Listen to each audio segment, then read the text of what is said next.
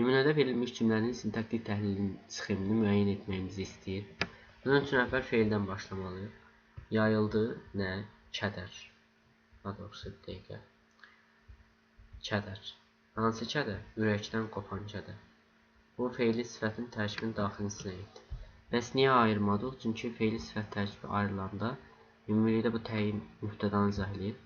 Ürəkdən kədər demək olmadığına görə ürəkdən qopan kədər hamısı bir yerdə götürülür.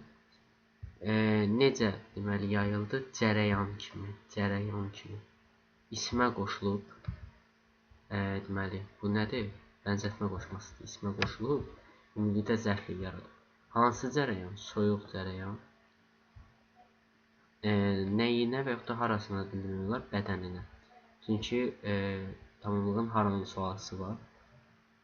Ona görə də burada sintaktik təhlil vahidimiz belə olur. A variantı tamamlıqla başlayır gedir. B variantı mübtədadır gedir. C-də təyindir, doğrudur, amma 2 dənə zərflik var, səhvdir. D doğrudur, ümumi sxemimiz uyğundur.